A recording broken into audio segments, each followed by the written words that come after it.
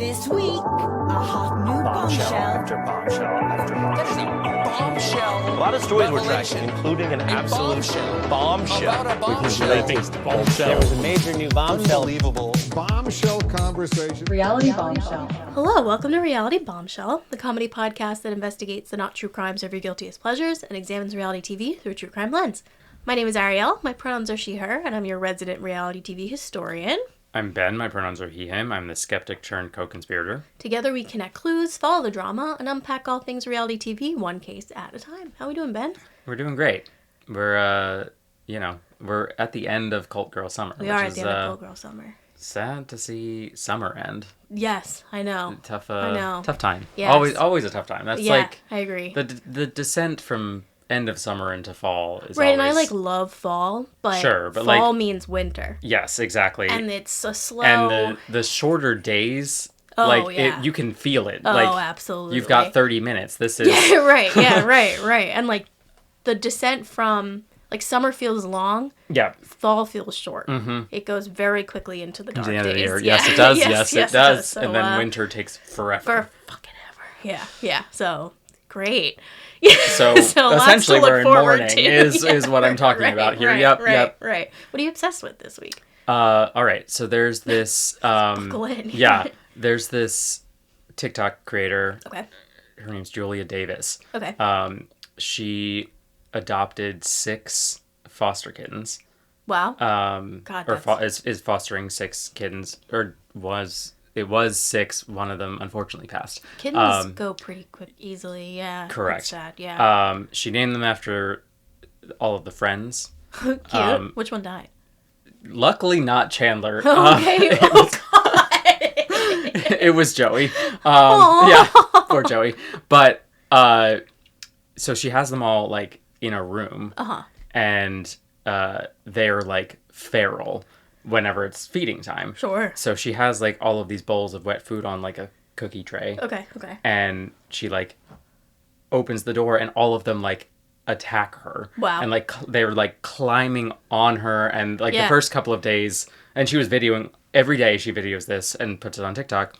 First couple of days, bowls were flipping off of the tray because the kittens were just trying to get it immediately. So she everyone in the comments were here's a million strategies to try to. So I think the best strategy that worked for her, she has a handful of treats.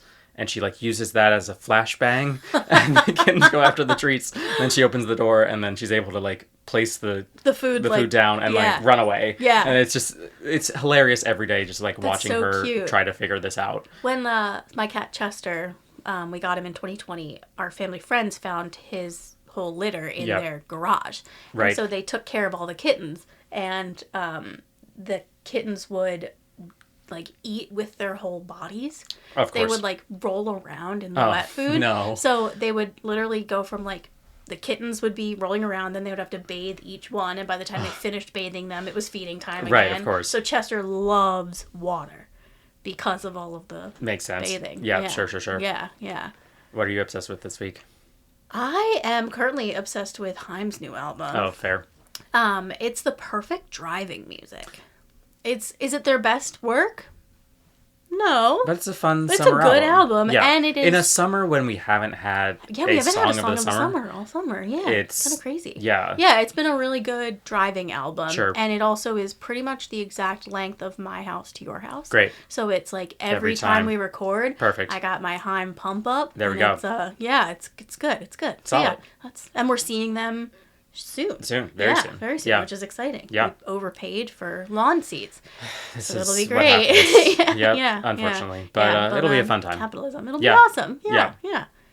So today we're doing something a little different. Yeah. We're going to be talking about just Mormons and reality TV in general after we've covered all of these Mormon shows. Yeah. I'll start with you. What are your thoughts?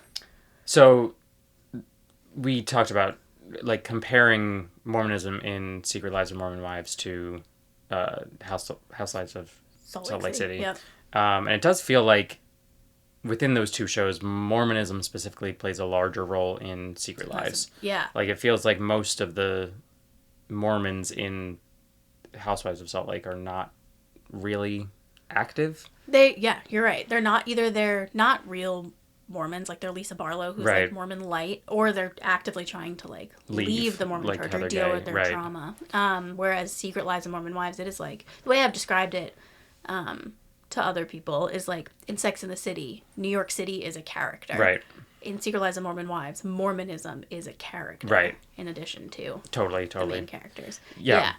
It is interesting because in Housewives, the real Mormon stuff you see is like them dealing with the trauma of Mormonism. Right. Trying to leave the church, talking about the family members they're excommunicated from. Yeah. How divorce played into it, things like that. Right. Whereas Secret Lives, it's like, they pray before meals. Right. Mormonism is like literally the dividing factor between half of them. Right.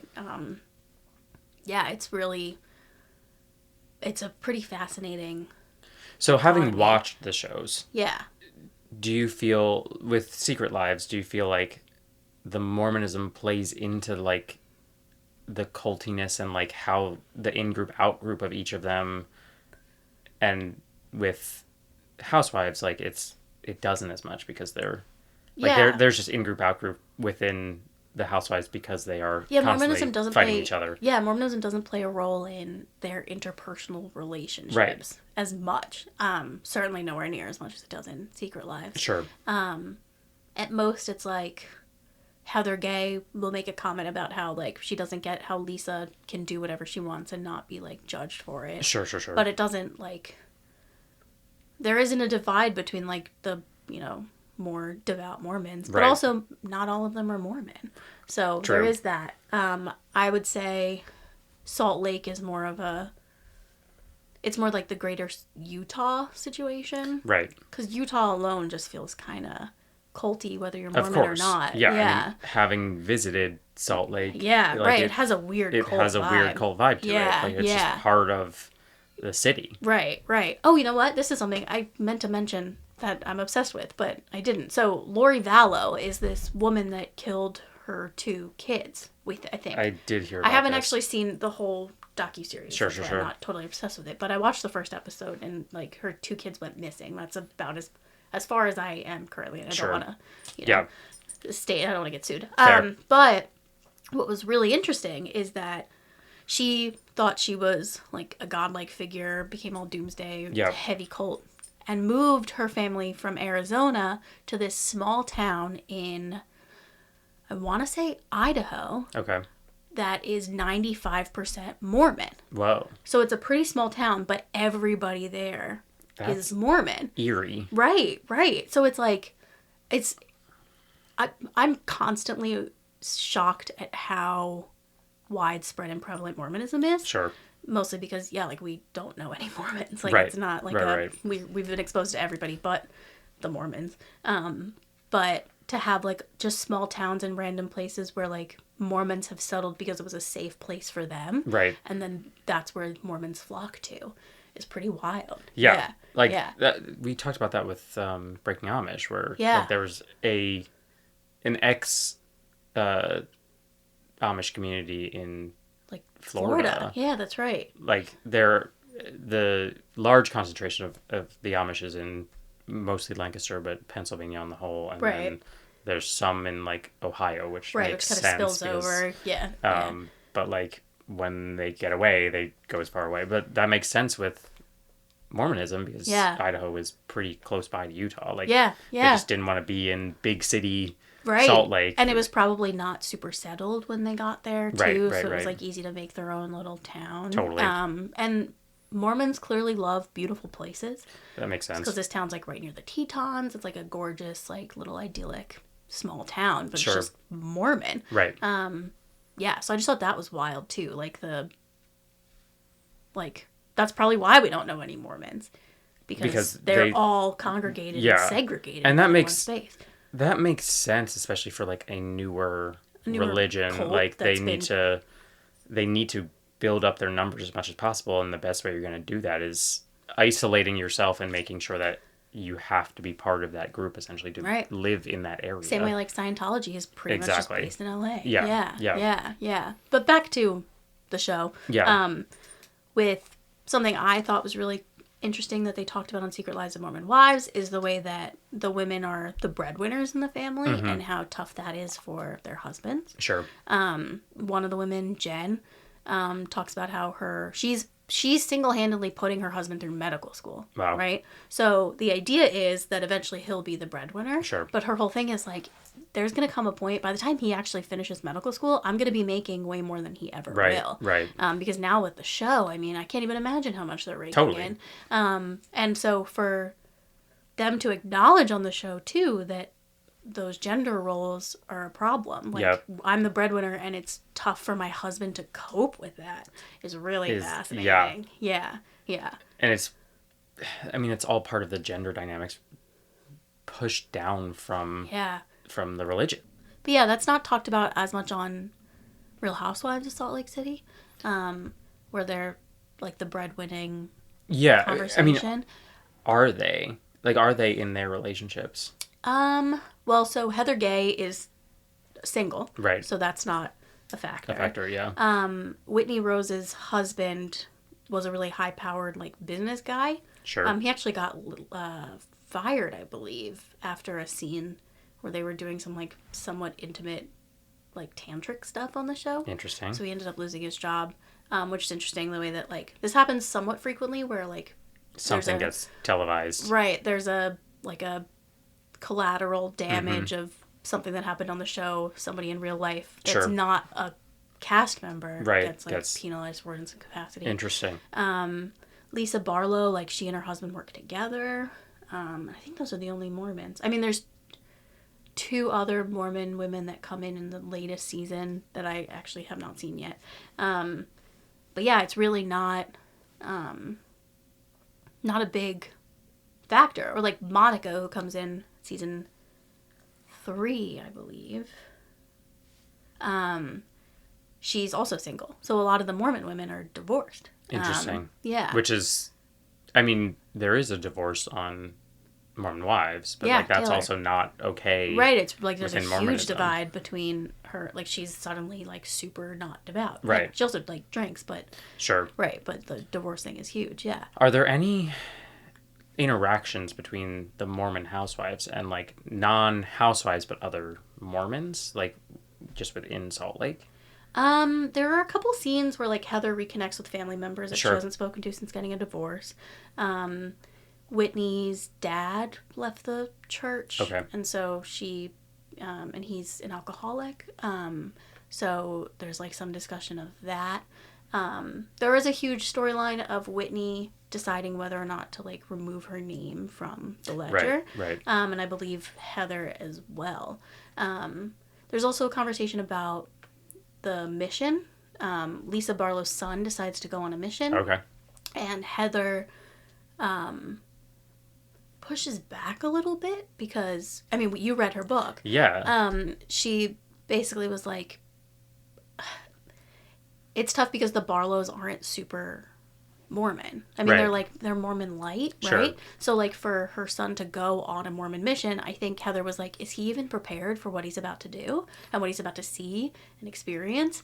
So she kind of, like, pushed back a little bit, and Lisa got upset about that. Which is interesting because, like, from reading Heather's book, it kind of felt like that was her turning point within. Right. And not because, like, the mission was bad, but like she started to like see she Mormonism. saw the world, right, and she saw other people viewing Mormonism, exactly, not just like because she had been, and that's the interesting part with the mission in like the concept of a mission, is to proselytize to other parts of the world, but also like for people who can see beyond that, like that is an interesting turning point for, I would think, for some Mormons, because like they're seeing parts of the world, and probably prior to that they had not left Salt Lake City. I would assume that, like, in my head, logically it would make sense that more Mormons would leave the church after going on a mission, right? Exactly. I don't think that's what true. happens. Yeah, I think because it's saying, I mean, similar, I guess, to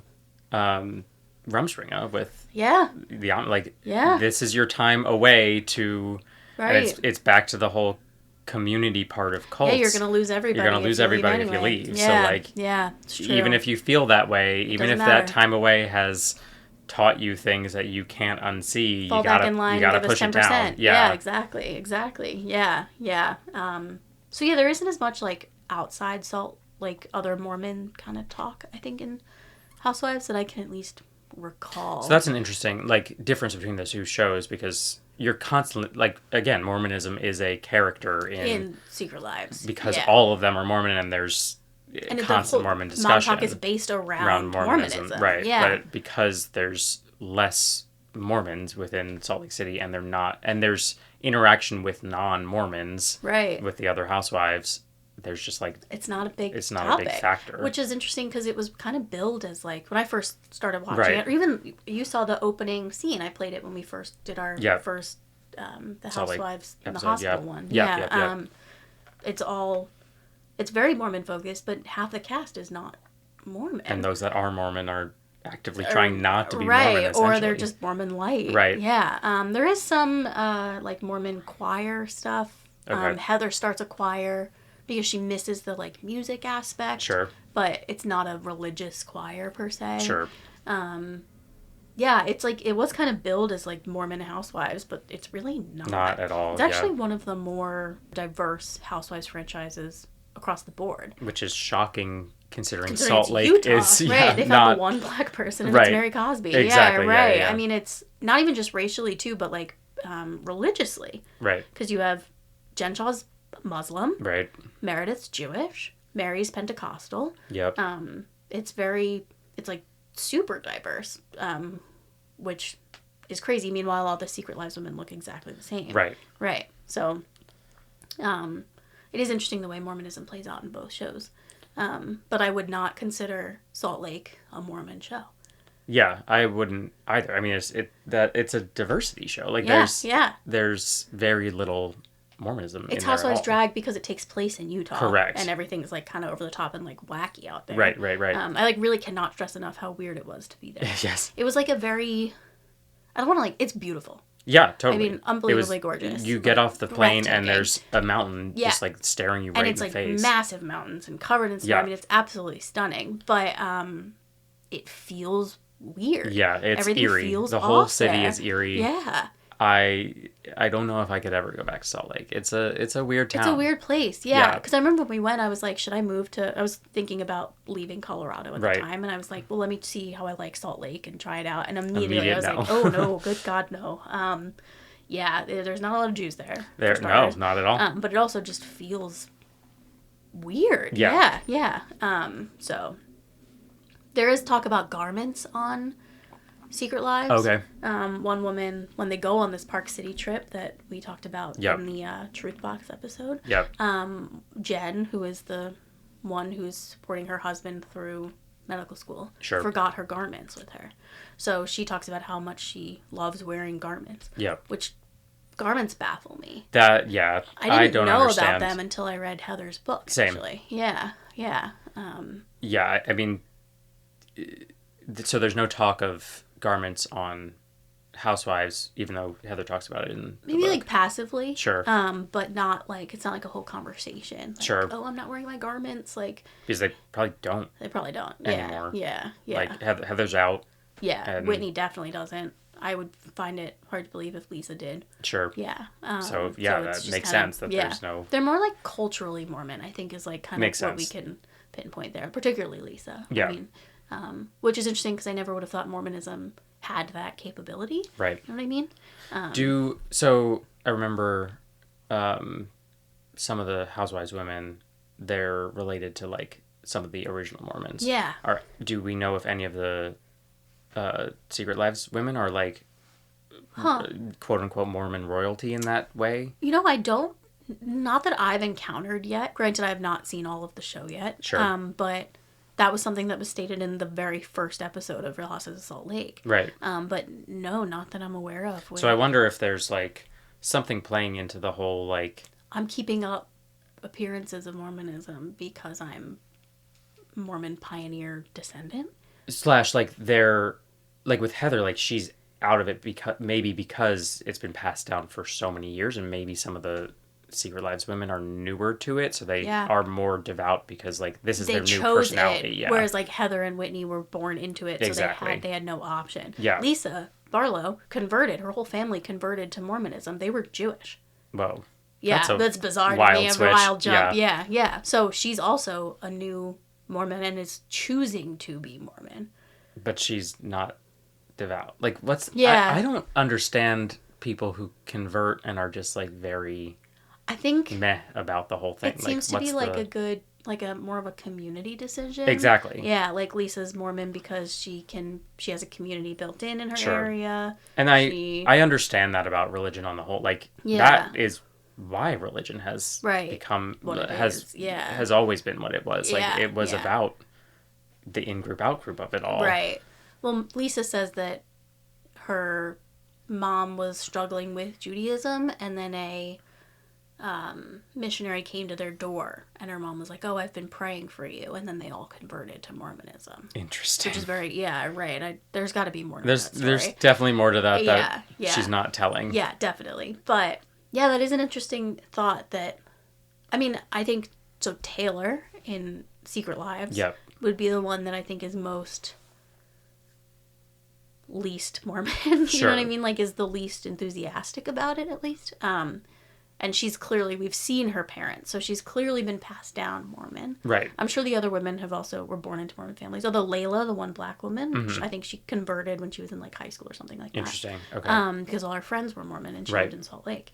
But yeah, that's an interesting point. Like, Heather and Whitney are Mormon by proxy. Like, they're Right. Mormon because It's they're- been passed down for right. generations. generations. And the Mormon wives, how much of it is some of the sinners holding on to the religion because it's now their income? That's what I was about to say. Yeah, right. Like, some of those women may have tried to leave the church at this point if it, wasn't tied into so much money for them. Exactly. Yeah. Whereas Heather and Whitney made a full storyline about leaving the Right. Mormon church. So And now, maybe that comes out eventually in the Mormon wives. yeah, that'll be Like, interesting. there's got to be... I can't imagine how that would go over. I'm sure in later seasons there's gonna be something. Someone's gonna have to descend in some capacity. yeah. Yeah. Right. Yeah. They that's got a to great keep point. the production has to keep the storylines flowing, Right, the plot right. flowing. There's But yeah, there's got to there- be some sort of You can't just conflict leave there. now if your entire financial situation is dependent on tied a to show where you are called The Secret Lives of Mormon wives. Wives. You have to be Mormon. Like, yeah. that is one half of the title. Right. And none of them, apart from Taylor, are divorced. Right. So, like, it made sense for Heather to dissent from the church because she's no longer in a Mormon marriage. Right. She's making her own decisions. Yep. Whereas these other Mormon women, They're tied to their husbands. they're tied to their husband. and It would they're have to be tied a decision that they both make, and Yeah. that would never happen. Yeah. Yeah. Interesting. That's Yeah. like an interesting Yeah, I'm glad we got there. part that I didn't. Yeah, I like, didn't even consider that consider. at all. Yeah. Yeah. Really interesting. Yeah. Yeah. Great chat. Totally. Yeah. Thanks for, bringing the Mormons to my attention. Absolutely. Happy to do it. Yeah. Happy to preach the Mormon gospel at any time. Well, this is the end of Cult Girl Summer. Yes, it is. And this is the end of this episode. Thanks for listening. We will still do more cult-related episodes going forward. Yeah, it's not Cult It's Girl not Summer Cult Girl anymore. Summer Yeah. You can find us everywhere you listen to podcasts. If you're new here, take a look back through our catalog, pick your favorite franchise, and listen through. Remember to follow, rate, leave us a review, set your podcasting app to automatic download, and follow us on social media platforms at Reality Bombshell. A big thank you to Isaac Tobe for our theme song and Tim Schultz for our logo. And that's it for this episode of Reality Bombshell. I've been Ben. I've been Ariel. Bombs away.